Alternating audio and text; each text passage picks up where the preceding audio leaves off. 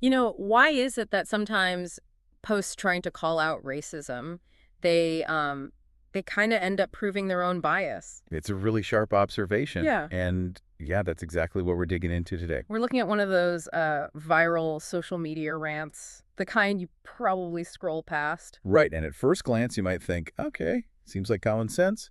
But then you look closer. And it's just, well, it's full of contradictions, isn't it? Selective points, big blind spots. Yeah, exactly.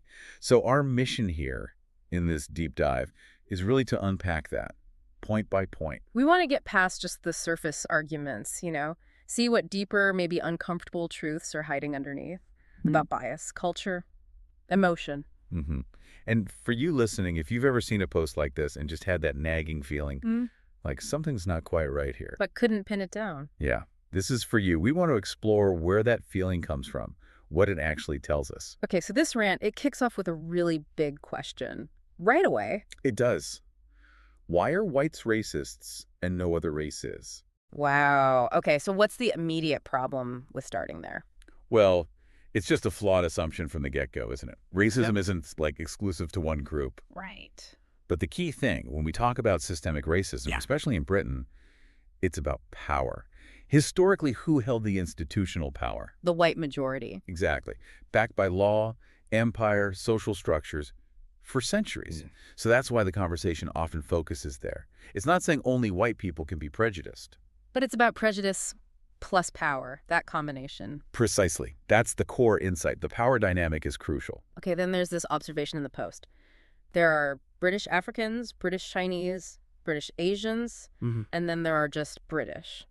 Yeah, that says a lot, doesn't it? What does it reveal? It instantly shows you the default setting, that British somehow automatically means white. Which excludes everyone else from just being British. Right. It forces that hyphen. Yeah. Because society, or at least the person writing this, doesn't see them as just British. It's not minorities creating division. It's reflecting an existing exclusion. Exactly that. A deep historical exclusion. Okay, moving on. The rant claims that ghettos are the most dangerous places to live. How do we read that kind of language? Well, that's pretty clear dog whistle language, isn't it? Explain that a bit. Ghettos, historically and now, they don't just happen. They're created by things like economic inequality, housing segregation, systemic exclusion. Not by skin color. And crime rates? Crime correlates strongly with poverty and deprivation. Always has. You look at predominantly white areas with high deprivation, they also have high crime rates. But nobody calls them white ghettos. Never. So the term ghetto here is being used very specifically, very deliberately, to link danger with race when the real issue is socioeconomic, poverty. So it masks the real cause using biased language? That's the core of it, yes. The post also mentions things like Muslim-only areas, councils, banks, schools, framing them as problematic. Yeah, it implies they're somehow sinister or separatist. But you have to ask why they exist. Okay. Often, it's because the mainstream systems, whether it's banking or education or local representation, simply haven't served those communities adequately or have excluded them. So they build their own. Exactly. It's a response. Think about, historical examples in the UK. Working men's clubs, specific Catholic schools, even Jewish-friendly societies or banks back in the day. They weren't seen as plots then. They were seen as necessary support networks, ways to cope with exclusion or specific community needs. It's about support, not domination. Right, that makes sense. Okay, this next one. I hear this argument a lot. If we had a White Pride Day, White History Month, or Miss White Britain, we'd be called racists. People genuinely ask this, what's the response? Yeah, it's a really common point, but it's based on a classic false equivalence. How so? Well, think about it. For centuries, white European culture and history has been the default, the main story. So, like, every month is White History Month in the standard curriculum. You could certainly argue that. Initiatives like Black History Month were created specifically because those histories were ignored, erased, marginalized. And pride movements. Pride movements always emerge from a history of shame, suppression, being told your identity is wrong or inferior. If your group identity hasn't faced that kind of systemic negativity or erasure, then a Pride Month doesn't really make sense in the same way. Exactly. It becomes redundant, or worse, given the historical context, it can sound like something else entirely. And the Miss White Britain idea. Again, look at mainstream beauty pageants like Miss UK. Historically, and often still, the winners and the beauty standards reflect a predominantly white ideal. Miss Black Britain, and similar pageants were created precisely because that representation was missing, to make a space where it didn't exist. And that links to the term white pride itself, right? The specific phrase. Yes, context is crucial. Pride in being English or Scottish or Welsh, that's cultural heritage, totally normal. Yeah. But the specific phrase, white pride, well, historically it's been used by white supremacist groups. The KKK, the BNP here in the UK. So the words themselves carry that baggage. They absolutely do. You can't just ignore that historical context. Okay. Then the rant says, if we fly our flag, we are racists. If we celebrate St. George's Day, we are racists. Not a common complaint. Right. And again, the act itself, flying a flag, celebrating a national day, isn't inherently racist. Of course not. Well, but the context matters immensely. How is it being used? Who is using it? And why? like waving a flag at a football match versus waving the same flag at an anti-immigration rally while shouting slogans. Very different messages, right? Yeah. One feels like national support, the other feels exclusionary. Exactly. The symbol gets co-opted. Its meaning can be changed depending on who's waving it and what they're saying alongside it. It's about the intent and the surrounding narrative. Okay. And then this statement.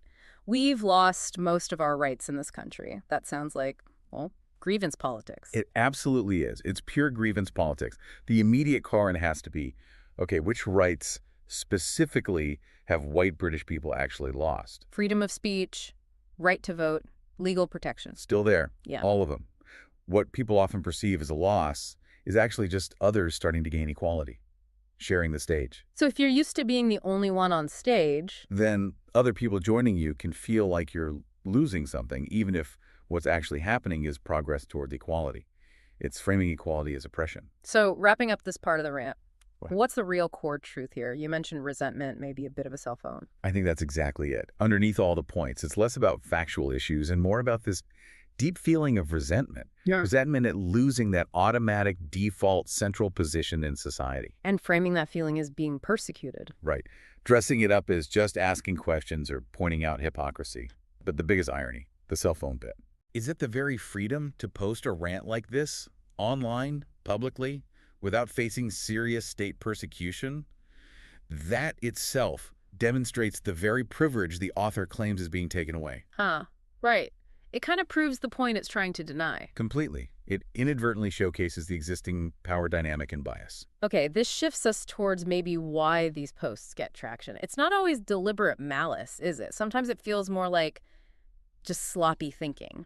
I think that's often true. It's shaped by, a bit of a patchy education, maybe some lazy media narratives we absorb without thinking. You see in those common mix-ups like confusing Muslim and Asian.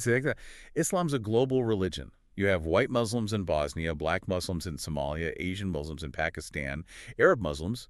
It spans ethnicities. But in the UK, there's this lazy shorthand where Muslim often gets coded as just South Asian. Leading to prejudice based on a wrong assumption. Absolutely. And it stems from a pretty shallow understanding of both religion and global cultures. Which does seem to point back to maybe failures in how we teach history. I think so. Often the school curriculum, it can gloss over the really complex stuff. Empire, colonialism, how immigration actually happened, structural inequality. You get the kings and queens, maybe World War II. Right. But not necessarily the context for why modern Britain looks like it does. So people can grow up with a really narrow idea of what Britishness even means, often defaulting to just white English. Which makes it kind of hypocritical when people shout, "You're not British," at others. Profoundly hypocritical. Right. Britain became Britain by being an empire, by absorbing people and cultures and resources from all over the world, to then act shocked or angry that the world exists within Britain. It just doesn't track historically. And what about the narratives around immigration and crime? They seem to fuel this too. Oh, definitely. Take illegal immigration. The actual issue is about legality, yeah.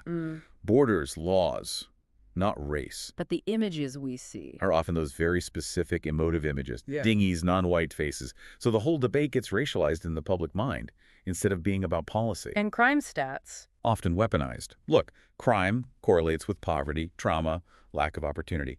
That's true across all groups. But when crimes are committed by people from minority backgrounds, it's often framed as a cultural failing, like it represents the whole group. Whereas crimes by white Brits are usually seen as Individual acts, not reflective of white culture. See the double standard. Yeah. It really seems like people constantly mash together race, culture, and religion. They do. And it's vital to pull them apart. Race is, well, largely superficial, visual. Culture is learned food, language, social norms, how you behave. Religion is belief. But they get treated as one package. All the time. Someone sees brown skin, maybe assumes Muslim, maybe assumes foreign culture, even if the person is, say, a fourth-generation Brit who culturally is completely assimilated. You mentioned the white South African example. Yeah. Visually might fit more easily here than, say, a non-white Brit whose family has been here for generations. But culturally, could be worlds apart. It shows how much we rely on visual shortcuts over actual cultural understanding. Which brings us neatly to learned bias and maybe emotional reactions driving this. These views aren't always consciously chosen, are they? Very often not. They're kind of inherited.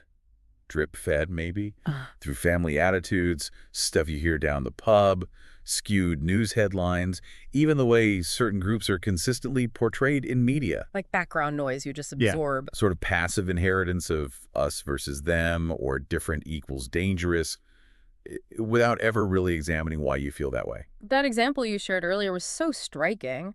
The neighbors being racist about the son who looked more like his dark-skinned mom. But not the lighter-skinned sister. Yeah.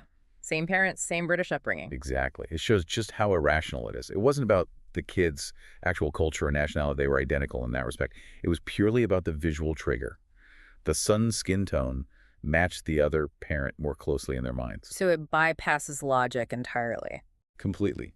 It's ingrained perception trumping reality. People might even intellectually agree with you that it's wrong, but emotionally, instinctively, they're still reacting based on that learned bias. So a lot of these debates, they're really emotion versus fact. I think that's often the core issue. People are running on feelings, maybe fear, maybe discomfort with difference, maybe that resentment we talked about, but they think they're running on facts. They mistake the feeling for evidence. Precisely. And online. Oh, man. Those really emotional, maybe quite angry posts, they're like throwing petrol on the fire. It's emotional fast food quick hit, validates your feelings, no critical thinking required. And some media figures, bloggers maybe, seem to amplify this? Oh, absolutely. Some people, let's be honest, make a career out of being emotional amplifiers. They find situations, ask loaded questions, edit things together to confirm their existing narrative. It's not really journalism, it's Performance. And outrage sells, right? It gets clicks, gets shared. The algorithms often reward that kind of dysregulated, provocative content. So this cycle of bias plus emotion, perceived truth, just keeps spinning faster and faster. It explains why these rants feel so familiar, recycled almost. Totally. They're rarely original thoughts. They're just echoes. Echoes of headlines, echoes of that pub chat, echoes of other online posts, all feeding back into each other. And repetition plus emotion. Can feel like belief. Yeah. Especially when it's amplified through social media. It's like propaganda on steroids sometimes. Okay, so if so much of this is about unexamined stuff, emotional reactions, then self-awareness becomes really, really key. Hugely important. And that gut check we mentioned earlier. That feeling of, hang on, something's off here. Yeah. That often comes from having done some of that hard work yourself. Emotional regulation, developing actual self-awareness. But what is real self-awareness? Is it just saying, I feel angry? No. That's just naming the feeling. That's surface level. Real self-awareness is digging deeper. Why am I angry? What's this really about? Is this my stuff, or am I reacting to something else? Tracing it back to the roots. Acknowledging your own biases, maybe. Yes, and your imperfections. Challenging those inherited ideas. It's uncomfortable, definitely. But that's where the real growth happens. So it's less about just feeling things, more about pattern recognition. That's a great way to put it, pattern recognition. Seeing the loops in your own thinking, your reactions, seeing how your past might be showing up, noticing when others are projecting their own stuff. Like lifting the carpet. And seeing all the dust and wires underneath the nice clean surface. Yeah. If you're not questioning why you feel triggered, if you're not seeing repeating patterns, you're probably not as self-aware as you think. You might just be, emotionally articulate. And that deeper work, it sounds hard, exhausting maybe. It is. Genuine self-awareness is tough. It's ongoing. It can be painful, which is likely why a lot of people resist it. They prefer the label without the labor. Sometimes, yeah. It's easier to wear the badge of being aware than to actually do the uncomfortable work of unpicking yourself. Easier to think, I feel strongly, therefore I must be right, without ever questioning if that feeling comes from a learned bias or an old wound. And thinking about our whole conversation today, unpacking this rant, it feels like we've kind of mirrored that process. Absolutely. We started with the surface thing, the rant. Notice something felt off, pulled at the threads. Trace them back to deeper things: bias, culture, emotion, power. And saw the bigger web connecting it all. That process, questioning, digging beneath the surface, it's fundamental, not just for understanding ourselves, but for getting a grip on complex social issues too. So yeah, this deep dive, it wasn't just about shooting down one social media post. Not at all. It was about revealing that deeper wiring underneath. That tangle of culture versus race, how bias gets passed down, why emotional regulation is so vital, and this difference between real self-awareness and just knowing the names of feelings. And maybe the most uncomfortable truth is that a lot of what gets called racism today isn't necessarily active, conscious hatred. But more like unexamined wiring, a failure or an unwillingness to really interrogate your own triggers, your own learned responses. Yeah. People think they're arguing about immigration, but really they're just revealing they haven't looked inwards.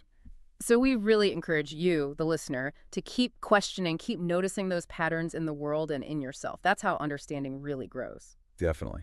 And maybe leave you with this thought to ponder. Why do so many people resist digging into their own wiring? Why resist confronting those repeating patterns even when they're clearly causing problems or conflict in their lives? What's the resistance really about?